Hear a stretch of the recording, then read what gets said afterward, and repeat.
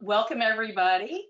And we're here with disability activist and writer and raconteur and filmmaker Terry Galloway. And this is our community conversation. Terry's our Artist of the Month for July. So we're going to be talking with her. We've got Boy Nagel, who will be interviewing her. We have our executive director, Celia Hughes. Also April Sullivan, who's running the boards. I'm the moderator, director of outreach, Susan Slattery, and we are Art Spark Texas. I have a couple of housekeeping items. We're recording the conversation, and then this will be viewable on YouTube later on our YouTube channel. Also, April's going to keep us muted, but you're encouraged to ask questions on the chat. And we'll try to answer those. And also a little bit of a push for Art Spark Texas. Please follow us on all the good socials, Art Spark TX, and then also our website. You can sign up for our mailing list, artsparktx.org. And I also have a couple of announcements while I have a captured audience here. We've got a couple of events coming up that are virtual. One is a introduction to audio description that we'll be doing Tuesday, 7 p.m. next week, July 29th. That'll be great. It's free. You can learn about doing audio description. I can't wait. I'm looking forward to it. And also on August 5th will be our next community conversation. That will be with Collie Parsons, who is an artist and teacher who's also here with us today, waving at you. And I think I've covered everything. After Terry and Boy and Celia and everybody has talked and interviewed, we're going to have a little Q&A if we have time left. And I'm going to send it over to Boy and Terry and Celia. Thanks, Terry. Okay. Hey. There's a little bit of a lag in the captioning, so I'm going to be kind of slightly behind everything, okay? So it'll look like I'm thinking. That's good. Welcome to my world. I want to ask too, if captioning is not something that's easy for you and you really have something you want to say, just raise your hand for us. And April or I will notice that and get to you as soon as we can. Okay. All right, Celia, you said you were going to do something now? Is that right? Well, I had a monologue prepared, but Yeah, of course. but they told me I didn't have an hour, so I just wanted to say how much I really have looked forward to tonight. And it's my birthday, so this was my birthday present. Yay. Oh, happy birthday, sweetie. Happy birthday. So yeah, so I think it's a lot, I know where all the bodies are buried, but no one else does, Terry. So that's why I would love to just share you with the world and have people learn a little bit more about the wonderful work that you do. And hopefully the show that we did with Jean and Dave is going to be aired pretty soon. But I've just followed your work for years. I've known you for over 20 years, and I'm delighted you're here. Yeah, I'm delighted to be here, sweetheart. And yeah, it's ever since when we were doing actual lives. But I had heard about you before. I knew you were there, and but I had been going back and forth and from Austin. I wasn't living there anymore. So no, the first time I saw you was at Chicago House. Oh, you yeah. Chicago House, out all night and lost my shoes. Oh, that's right. That was Chicago House. Was a wonderful.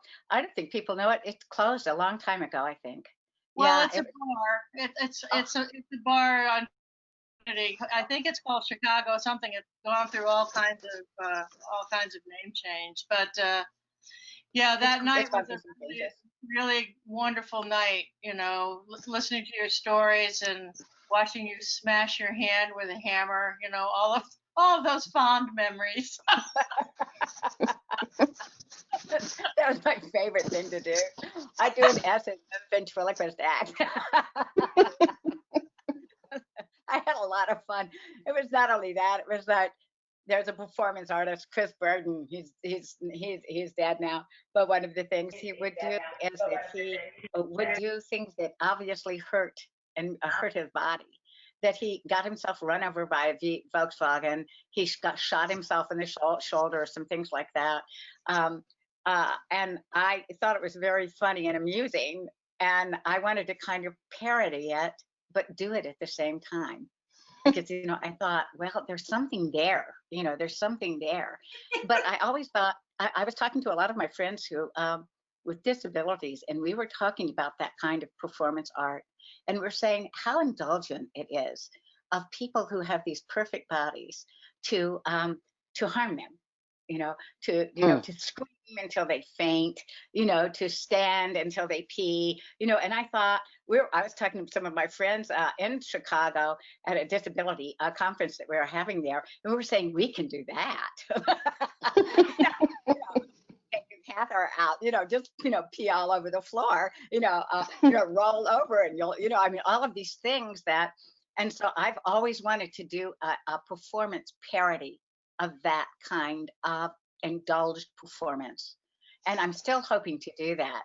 I want to get some people together and take select performance art and do our hi Dave, our select performance artists and do choose a parody and do our own, because it would make a point, and it would also be doing it, I thought, so that's just a little digression there, but that's what that was about, because I would not only hit my hand with a hammer, it was misbehaving. I would smash with a hammer.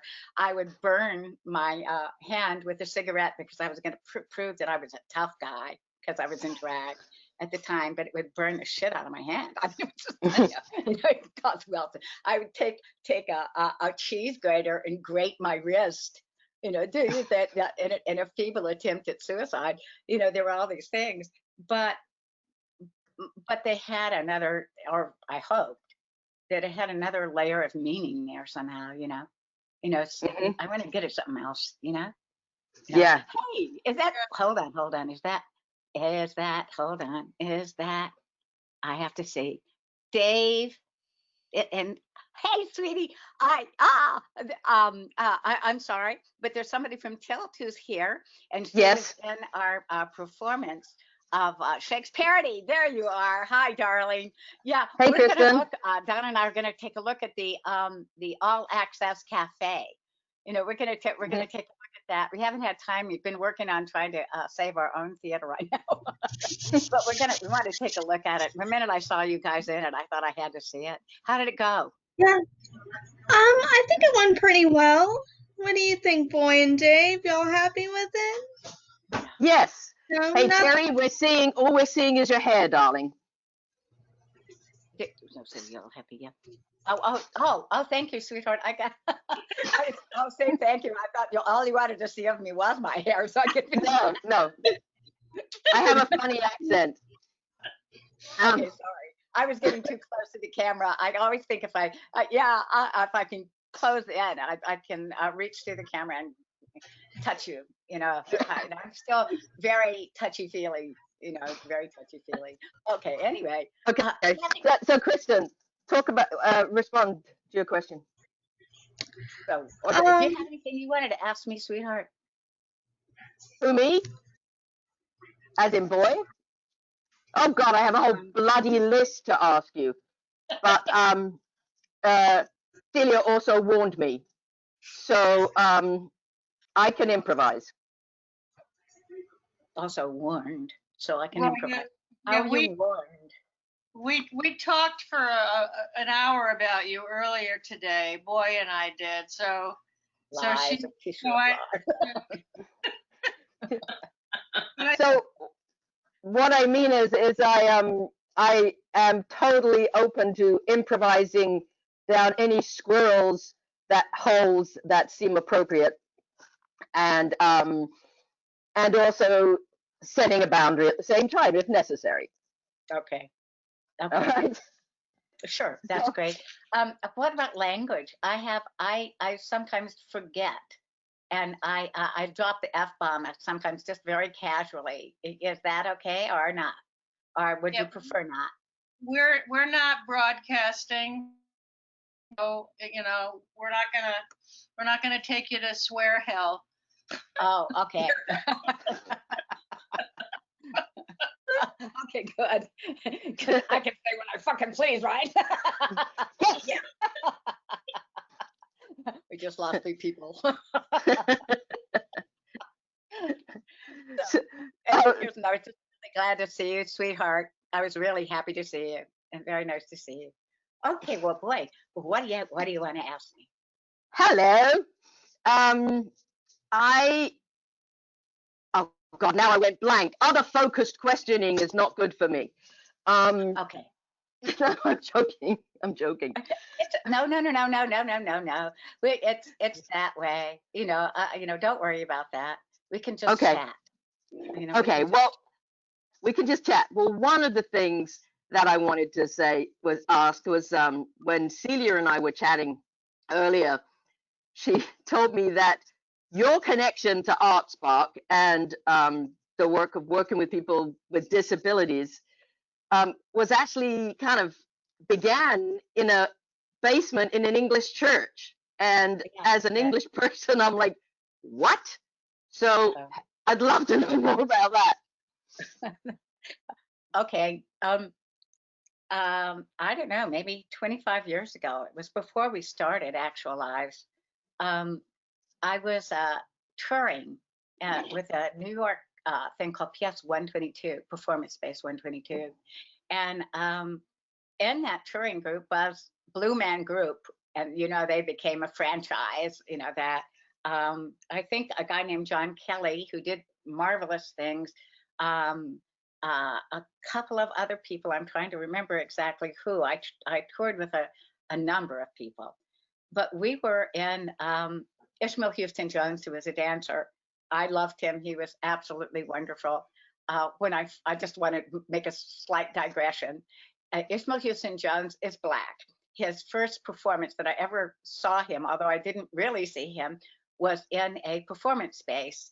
I was a little late. The lights were out.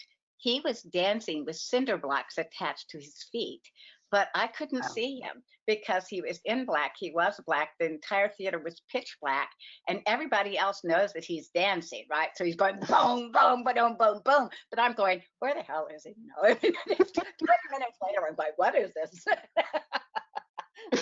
I love it. I love it. It was like, oh, temperamental. Okay, so we were touring the UK, and we were in, I think, Manchester, and I think it was called the Green Room, if I'm correct. And it was an old church, and they they divided us up, and they said, okay, we're all going to go and we're going to make these community outreach. And they said, okay, Terry, you go and you work with people with disabilities. And I thought, wait a minute, what do I know about people with disabilities? That I'm deaf, but does that give me any privilege? I don't even have any privilege knowledge about anybody else's disability. And so they were just kind of tossing me into it. And I felt like, well, maybe I should, but I didn't, I had none. And so I went into this not really knowing what I was going to do, and so I walk in there, and there are all these different people. And it was so cool. They had all these different kinds of disabilities. And the last time I had been in a room full of people with all these kinds of disabilities was when I was sent to the Lions Camp for crippled children when I was 10 years old. And then those were my people, right? But I hadn't seen this group together. And there were all different kinds of people. There were the people with CP, a woman with MS, a woman who had been a dancer who had been hit by a car. And she was she was not really a quadriplegic. She was a quad that had hand movement. And there were 2 Down syndrome twins. And so I go in there and I start saying, okay, well, let's do some theater movement. And I realized half the people couldn't do it. You say, well, you're supposed to do the mirroring and stuff like this. Well, they couldn't do it. So I thought, this isn't a good exercise for anybody. So I said, okay, we tried some of these theater practices, and I said, okay, now we're going to read a skit, we're going to do this, but some of them couldn't read, or some of them couldn't articulate. It was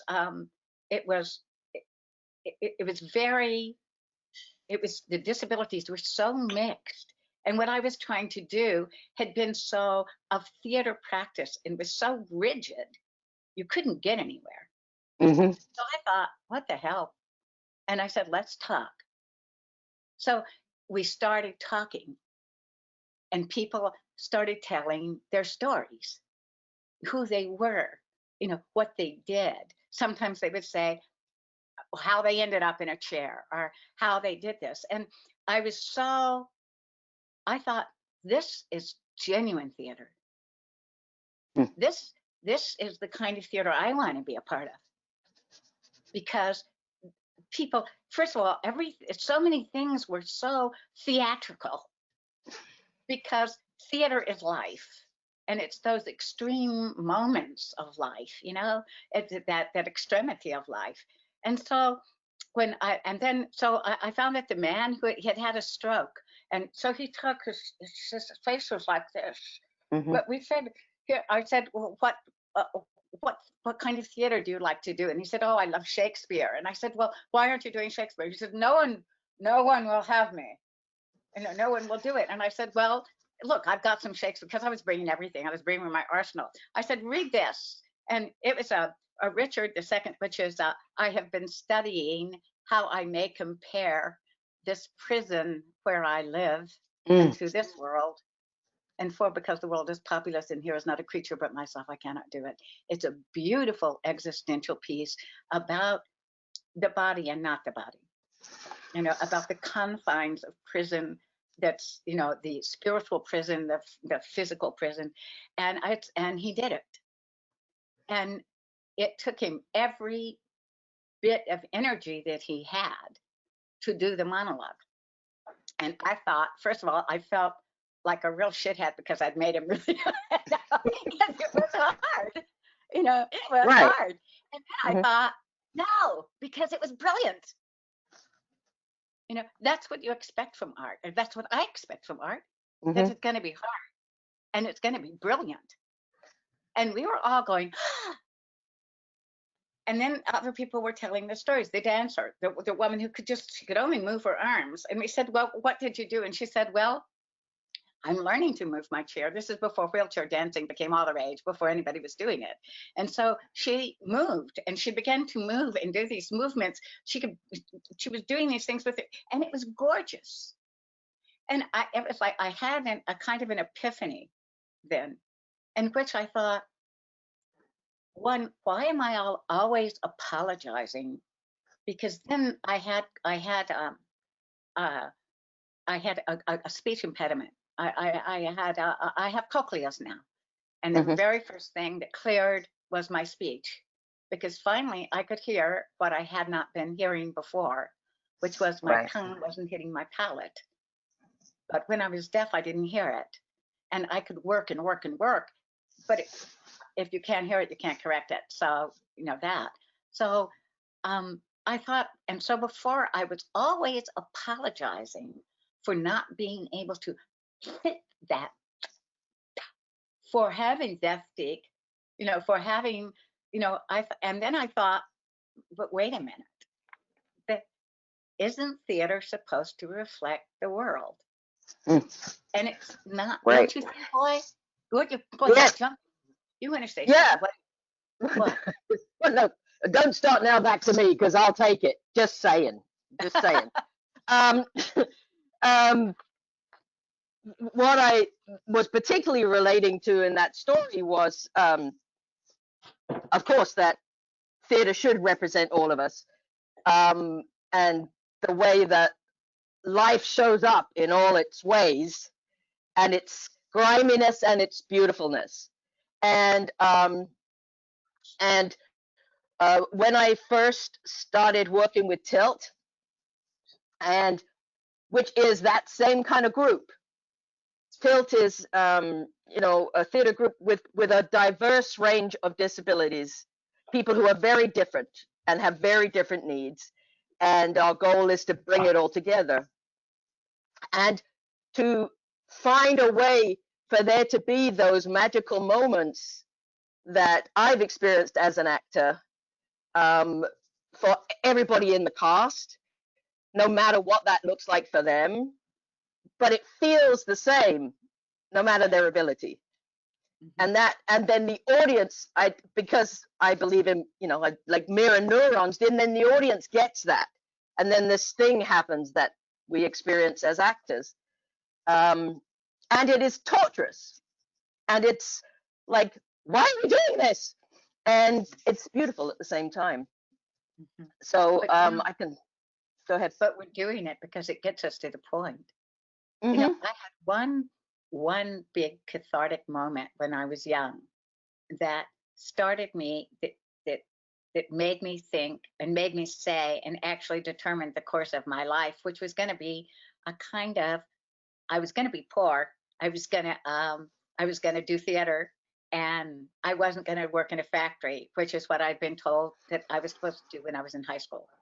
You know, I'll tell you very quickly that, just because it still pisses me off. So I struggled when I was in high school to be as articulate as I could, to make my speech. I really worked on it, and I really wanted to study theater. So I go in, and the guidance counselor is telling all of these people, well, go to Yale and go to Princeton. All my friends, that we've been, go to Yale, do this. And I go in there, and he hands me this brochure, and it read, and I always say this, it read, errors and all, factory work, make good job for deaf. And not that there's anything wrong with that, as they say, but I thought, I'm an A student. Right. That's gonna be my life. And except in a way, I almost agreed. I was the second person in my family to go to college. Yeah, I was the first. Were you really? Mhm. Were you really? What did you study? I What did you studied, study? well, I started doing design technology, and PE, a good butch course.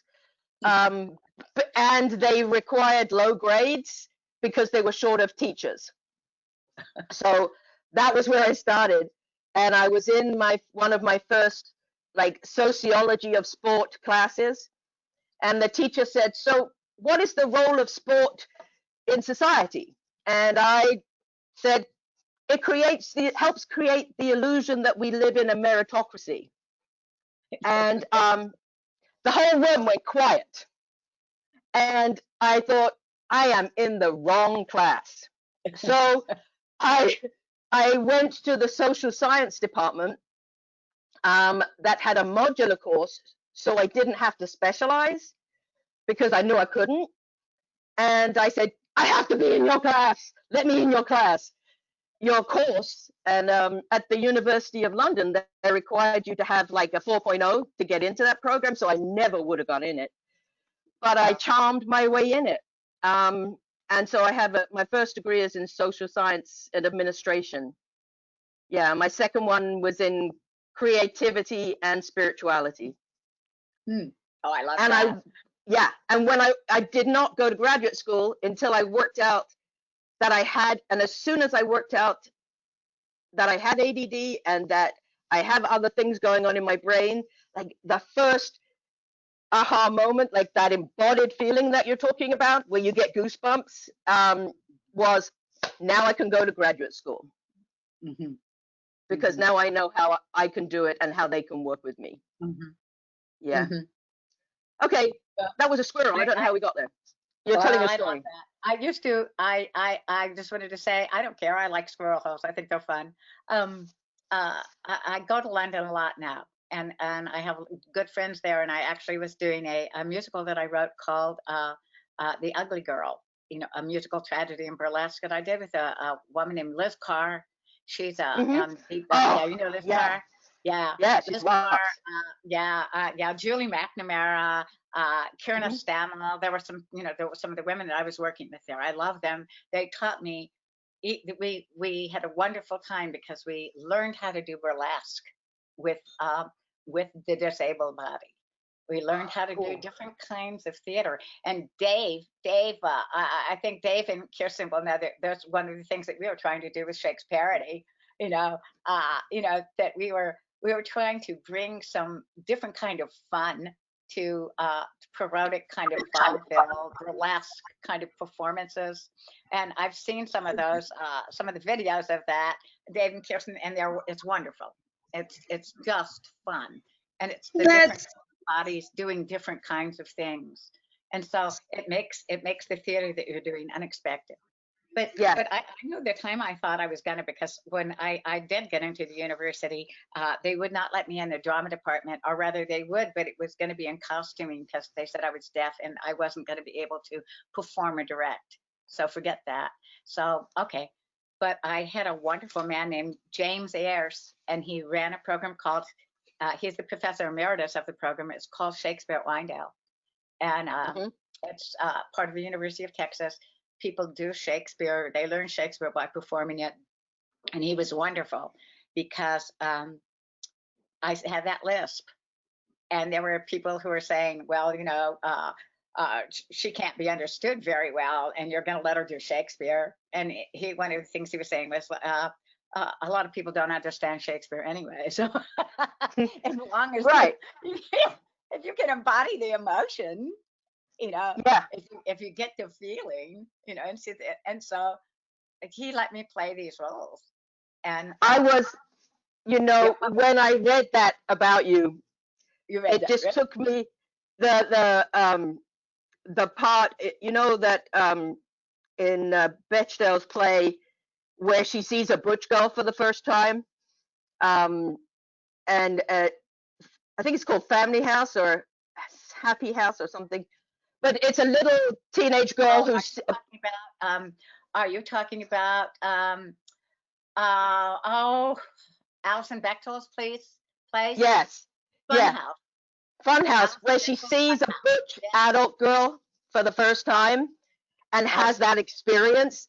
And I was thinking, if I had seen you do that as a young butch woman performer, it would have been like so powerful for me because with my neurology, I never took an English lit class. I never took a drama class because I couldn't really read the work. Mm. And but now that I've discovered Shakespeare, I realize I could have, but it was just like this scary thing.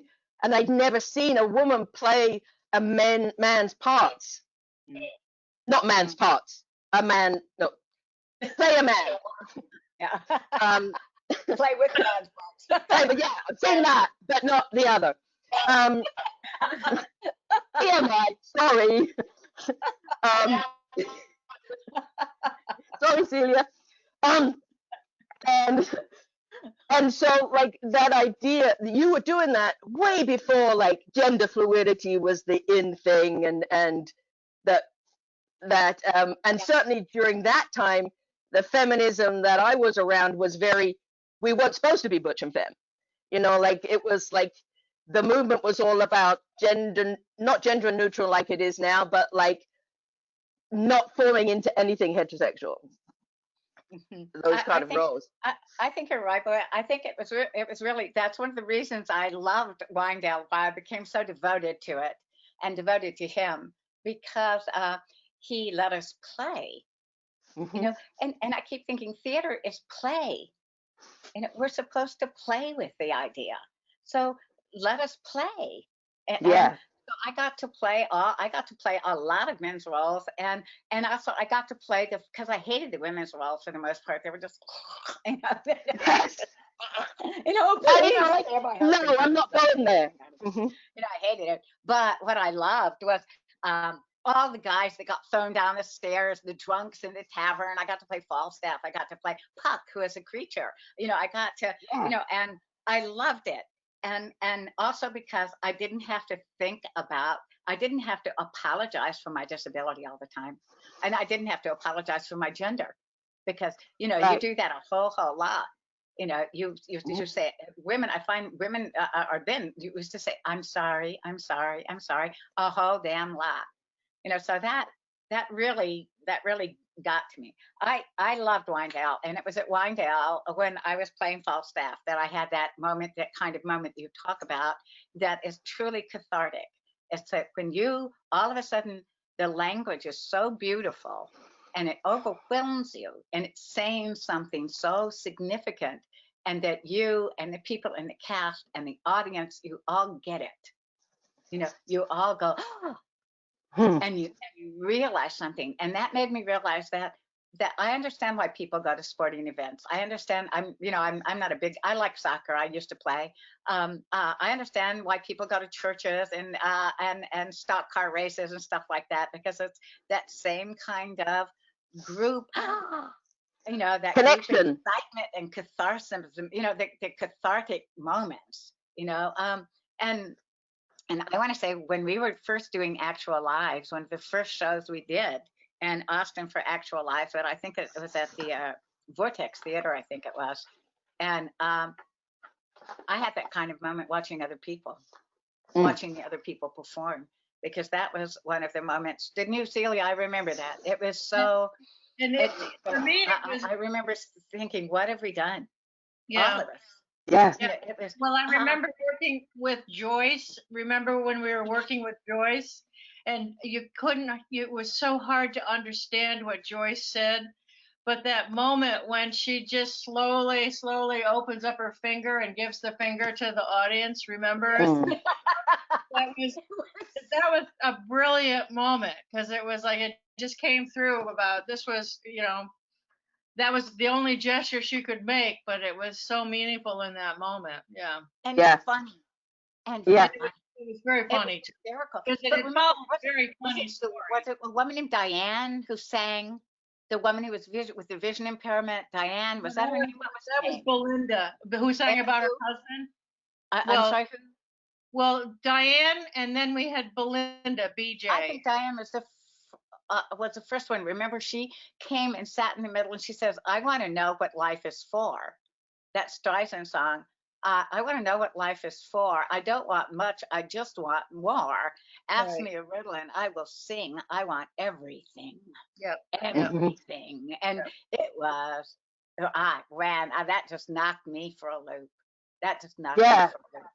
You know, and There's two yeah. things that brings up for me. One is that those moments as an actor are beautiful, but they're so fucking vulnerable. Like, I've had moments like that and gone off stage and just been like so raw inside, and I didn't want anybody else to talk me. Like, I just wanted to go and hide. I am not used to being that vulnerable anywhere. Well, Yeah, a few but boy, special you know places. something, sweetheart, that I felt that too. But I think one of the things that helps is to run towards it. Hmm. Because do something like that. Yes, you go into yourself and but at the same time, you can let yourself be enveloped, Yes. you know, Yes. and go to your, love your audience, you know, go to your audience, go to your fellow castmates, you know, throw yourself at the mercy of them, because they're feeling it too. Right. They're feeling it too, and they need that gesture.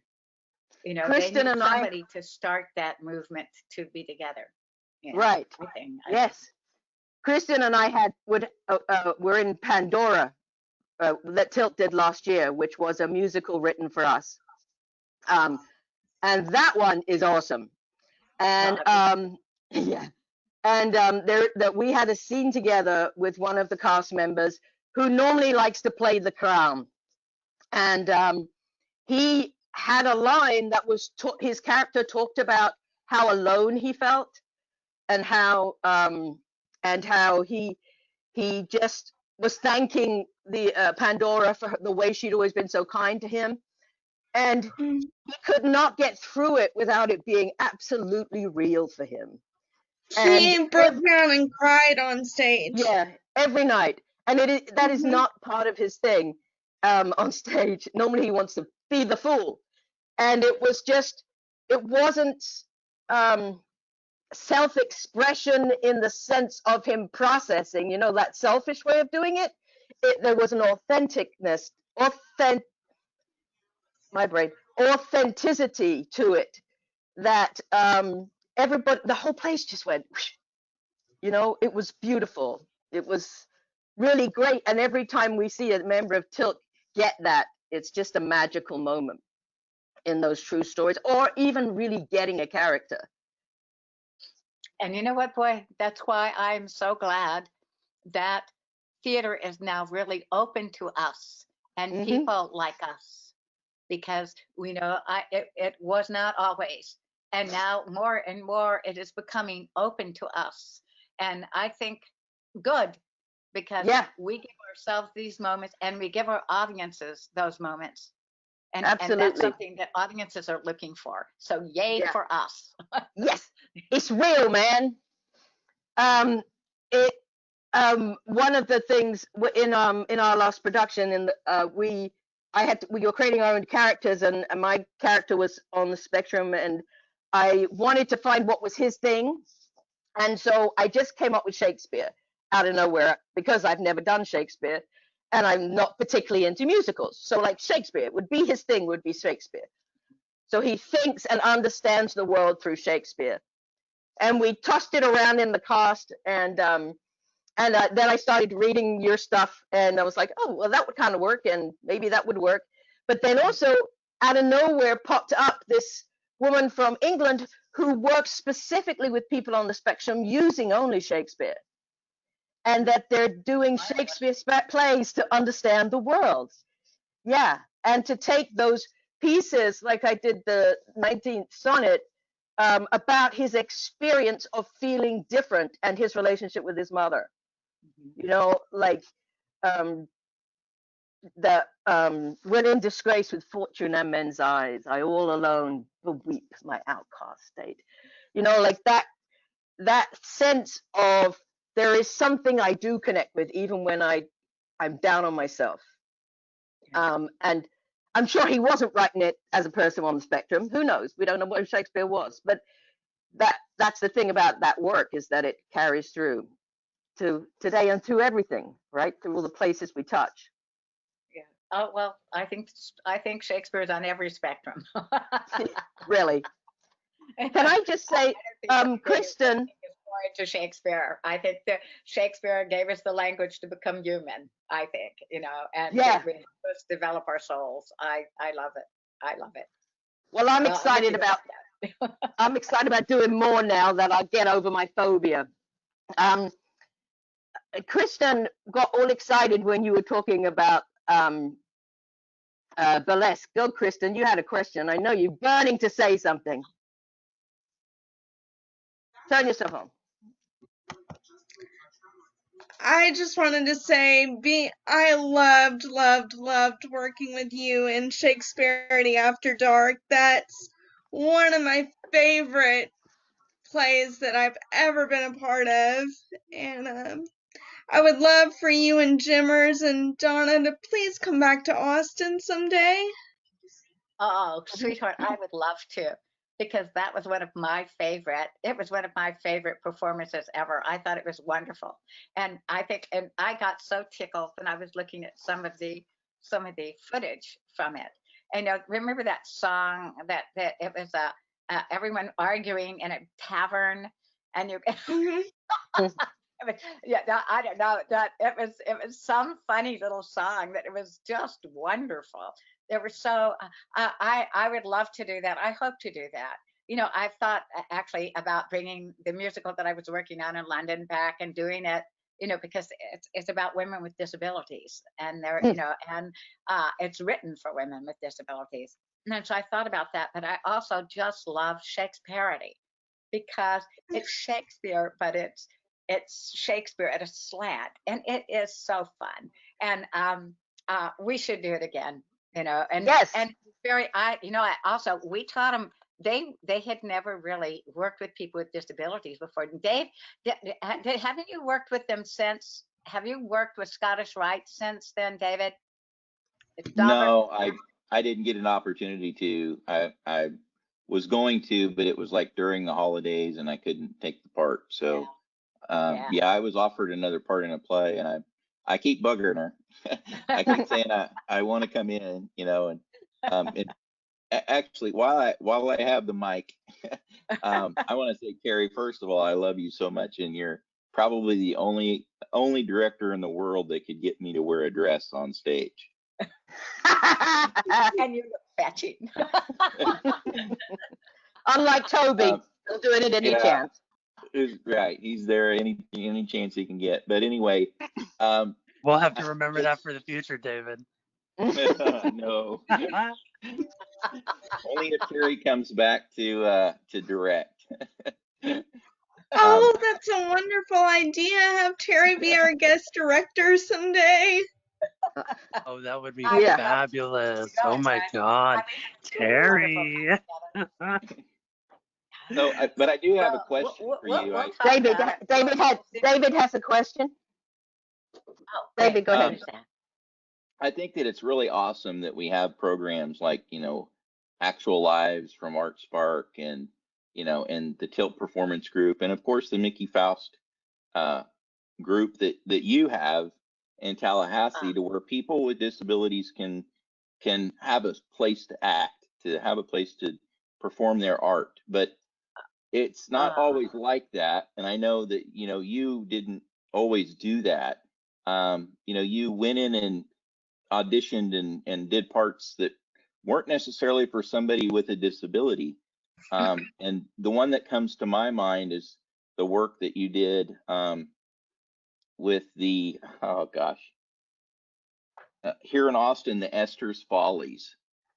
Can you talk a little bit, because Esther's Follies is so awesome to us. I mean, it's been around forever here in Austin, and I just want to know a little bit about how did you get in there, and what were the barriers that you had to cross being a person with a disability and going in and performing on stage? Terry, we need to bring your camera down again. Okay. Are you guys still here? Is there a? We are, but there we go. Am I still there for you? Yeah, There's a weird internet connection. Is everybody still okay? All we're right. here. There, some people are kind of freezing in their cameras, so it might be. Are you guys there? Yes, Okay, we can I'm hear you seeing and you see you now. clearly. Okay. All right. Wonderful. Well, David, it was interesting because, like, after I got into college and I was denied theater, I kept looking for places to perform, and I was terrified to put myself out there. You know how that is, boy. You get terrified at it because you don't feel welcome. But I was interested in things I had no business being interested in, like film, film, TV. So I took some film courses, and one of them was a performance course, and in that was a woman who later it was my good friend then, Shannon Sedgwick, who with her husband Michael were the founders. They found the place of Esther's Follies, and then there was founding members, of which I had become one. But we had been friends in college, and we had done this class together. And even then, they knew it was there's something to be said for small, intimate things, because people know you. And I didn't feel so. I always felt so embarrassed to have to admit that I needed help. And the whole idea of needing help would make me really mean sometimes. Are dismissive or angry at other people, because I just felt humiliated by the fact, because this is a kind of place, the country, where you're not supposed to need help, So, but these guys in that film course, they were great. And we went out on retreats and we did these film scenes together. And sometimes it's like your talent sometimes didn't have to be to talk. It was sometimes just to listen. So if you could listen well, you could perform, and in film, it was, I just loved it. So we became very good friends. So when Shannon and Michael got this place called Esther's, they told me to come over, and that they were doing things at midnight, and to bring some of the stuff that I had done when we were in the film class together. So I did. And I called my friend. I had a very good friend from Shakespeare at Winedale called Ernie Sharp, and he went with me. And it was like midnight, and it was 6th Street. And then 6th Street was like a very sketchy space. It was like kind of it was dark. There was a massage parlor next door, and not the nice kind of. But as it turned out, it was the nice kind of massage parlor. The women there were great. They were, they were rough around the edges, but they were lovely to us. And so what happened is that people knew I was deaf and didn't care, and they knew I could fuck up at any minute, because what if I didn't hear a cue? What if I couldn't do it? But they helped me find ways to, the same way Shakespeare at Winedale did. So if I needed a cue and I had my back to whoever was giving me the cue, they'd figure out a way to touch me. They'd figure out a way to make me, how I could get in it. And or sometimes it was up to me. Sometimes I had to memorize the whole script and watch their timing and just be ready to go. So, but it was my friends, David. The way I got involved in it was friendship. And it was because it was alternative. It wasn't a theater that had already kind of become rigid and had its ideas from 100 years ago about how you're supposed to be and how you're supposed to audition and how you're supposed to sound. The whole idea, because it was an alternative thing, and it really was an alternative thing. We did everything on that stage. We pranced around naked. We did. It was fun. It was wonderful outburst of kind of joy and political fun. But there were no conventional calendars. No conventional. What's that? Okay. Okay. So We fixed that's it. how I got involved, sweetheart. That's how I got involved. Because they were just from friends who knew what I could do and asked me to do it and gave me a chance to do it. And not only asked me in, they figured out ways so I could do it, because you could say, come play with us. But if you can't, okay, the trouble we had at the Scottish Rite, just getting up and down those, getting in the space. So they had to figure out how to get us in there, so that Having to we pee could in do the what alley they without invited us to do. having to pee in the alley It without was. getting arrested. What was Yeah. that, Dave? Yeah, having to Having pee. to Wow. having to Yeah. pee in the alley without getting arrested. Eric knows all about that too. Well, Yeah. Terry, that- Alley. Oh, wow. so Wow. Terry, that reminds me when we were at the Vortex the first time. Yes. And and we were running around trying to get this show up, and everybody's yelling, you know how it is during tech. And I'm trying to talk to you, and I'm right in the middle of the sentence, and then they turn the lights off, and we're in pitch darkness, and I'm like, how do I talk to Terry now? Chasing you around. So yeah, it's learning how to accommodate, and that's when we developed that whole ethic of accommodation, if you recall. The whole ethic. Yeah. Accommodation. Yeah. The Well, ethic that's of- that thing of, like, it's okay. It's kind of like saying, we're going to be a welcoming church as long as you don't talk about being queer. Theater can say that they're inclusive, but if they don't learn the skills of how to allow people who are different than them to be there easily and able to not help us, but serve us in a way. I learned, it never occurred to me, why would I know, at Tilt, that if somebody's blind, they need to walk the space. I didn't know that, you know, like otherwise they have no idea what it is. And like all of these different pieces, that is the difference between a company saying, yeah, come and be in this show, but then not being willing to do what it takes to make that a success for everybody involved. Yeah, And but you know, boy, here's the thing, sweetheart, too. Sometimes though, we have to tell them. oh yes, They oh, just, that's my big battle at Tilt. I was in this thing called the National Performance Network, and I was like the token crip, right? Because looked around, and there's a huge meeting, and not another person with a disability is in sight. And I was really offended because they had no one to interpret for me. They had no captioning. So I was a little hot-headed, more hot-headed then, and I got up and I walked out. And this woman named Carla Peterson was a wonderful, wonderful woman. She came running after me and she says, "What is it?" And I said, "What is it? What is it?" And I said, "I'm here and you're giving me no way to participate." And she said, "But we don't know what to give you."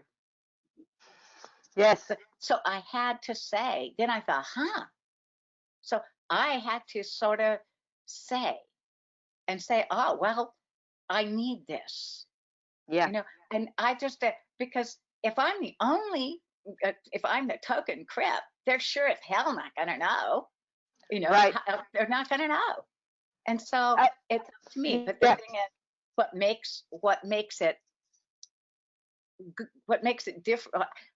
And some people, they don't want to know, and you can tell that they don't want to know, and they really want you out of there. But the ones who mean it, you know instantly that they mean it, and yeah. you want to help. You know, you Well, want to help. at Tilt, as the actors have grown, people like Kristen and Toby, who have been with company a while now, who are growing as actors and starting to branch out into other companies, we realize that there's two things that we need to do is, first of all, teach, because this is a theater company of people who didn't come from learning theater. So it's not just acting, but like, what is backstage? What is the etiquette, the culture? But then also this year we're working on, probably within the next couple of months, a form for everybody to fill out, some kind of thing, I don't know what it's going to be yet, where everybody needs to say what they need or what they think they will need, knowing that that might change as we go on, to be able to succeed in the company. And that is something they'll be able to give to other companies once they have that clarity. And it helps also get rid of the blur, the idea of I need accommodations, the difference between accommodations and special treatment. And we need to know the difference, and we need to be able to articulate that to the people that we're working with. Yes. I'm interested though, is it different in England? What was your experience of that kind of stuff in England compared to American disability culture? Okay, first of all, I'm going to say in the Mickey Faust Club, we have that. We have a sheet that we give to people because it's open to anybody who wants to come in. So we have new people come in at every audition, every writers meeting, all of that. And so we have a sheet that says, "What do you think you'll need? Let us know what you might need. And any point in time during this, let us know what you might need in order to accommodate, that." Okay. Right. England's a mixed bag for me. I would, Me first too. of all, that there's just a plethora of theater people with disabilities in theater, companies, disability themed companies there, people on television with like Liz Carr with major roles, people like Kierna Stammel and major roles on the West End Theater, and those kinds of things. So there is a great surge of performers with disabilities and well, in London, but also one of my favorite productions that I saw when I was in London about 2 years ago came from Scotland, and it did the most interesting and wonderful job of accommodation I've ever seen. And we were told by Liz Carr and her partner Joe Church to go see this. Liz Carr is a wonderful wonderful stage actress. She was in my play, but she also has been on a long running BBC show called Silent Witness, which is kind of like it's like a forensic kind of thing, and so CSI. yeah, that's cool. So she said, go see this. So we did, and it opens up, and there's a young woman in bed, and she's having a text conversation with this guy, and they're going to hook up. And what's funny is that it's a very simple set. There's a television, and the television is the captioning. Then there's there's an audio description voice, and this are working class. The two people in the play are working class Scots, and the voiceover, the audio description, is upper class English, and so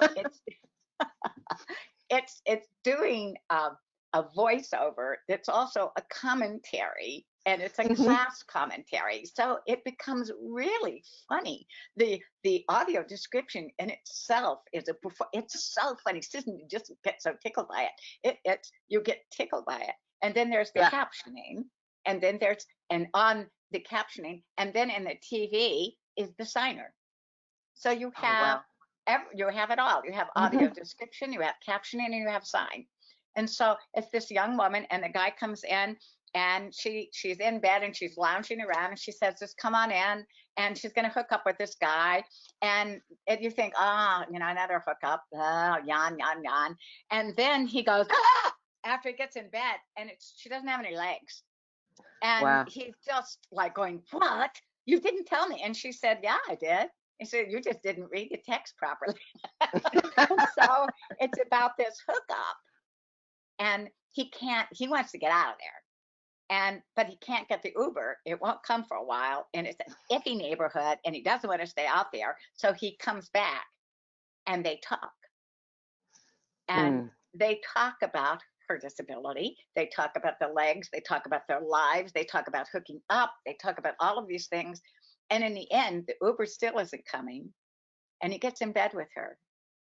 And they spoon. And then they keep talking. And it was so moving.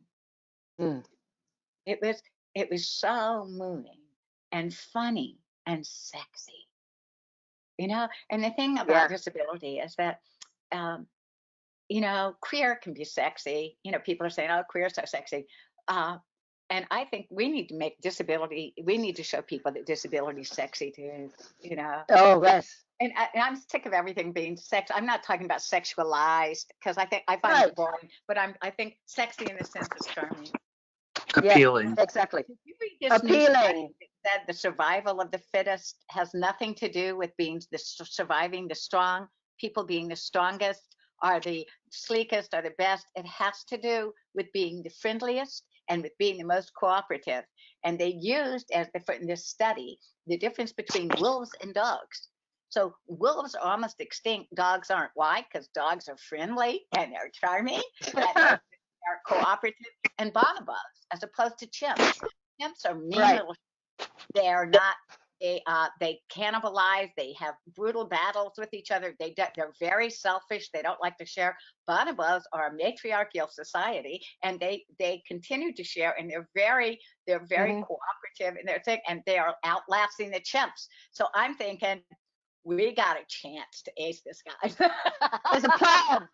I have to say that the 80, Terry, I have to say that boy, we know about charming, like you said, you charmed your way into it. We know about that. Yes. I have a school report from when I was 11, and the headmistress wrote, she can't expect to get through life on charm alone. And I thought at the time, why? But anyway, this is an hour, right, Susan? I was getting ready to be meanie and go, yes, Tom. Okay. I want ADD points for being aware of the time. Thank you. Got 'em. So, it's time. It went very quickly. Okay. So we have to wrap it up here. So this is the 20th Wait, year. give me just one. Can you give me 1 second? My computer is about to run out of power. Do I Oh, have good. time before we run out of time? I just need to go and get my little plug. Is that okay? Yeah. And then I guess, are we going to say goodbye now, or what do we do? Yeah. Talk about you while you're gone. Yeah. Okay, let me give me just 1 second. It'll take me 1 second. How you spiel, Celia? I just want actual lives started in 2000, so it's our 20th year.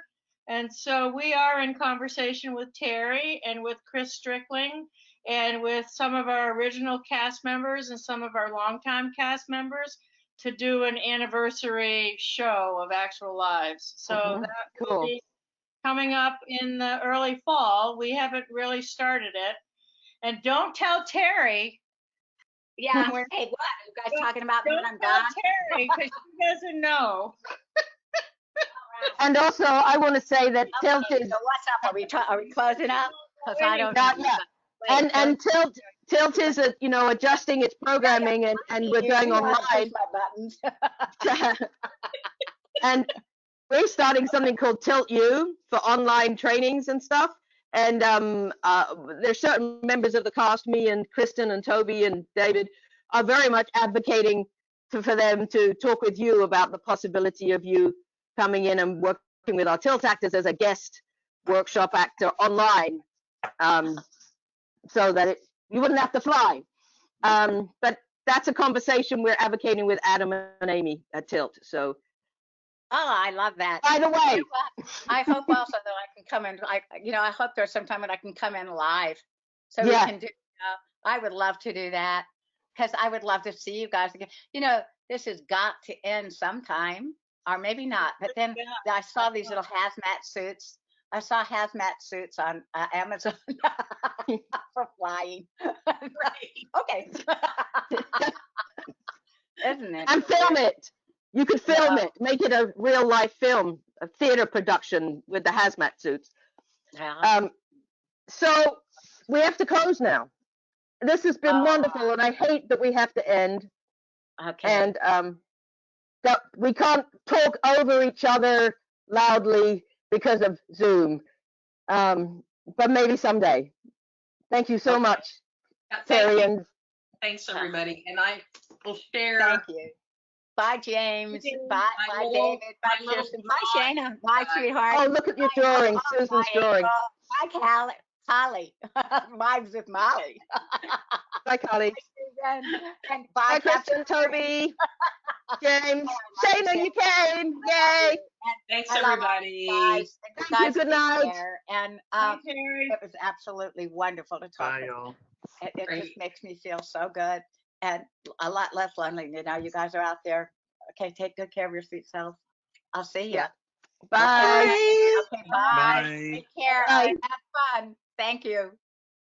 Thank you to our funders, Texas Commission on the Arts, St. David's Foundation, Cultural Arts City of Austin, National Endowments for the Arts Creative Forces, Austin Public Library, and Donald D. Hamill Foundation.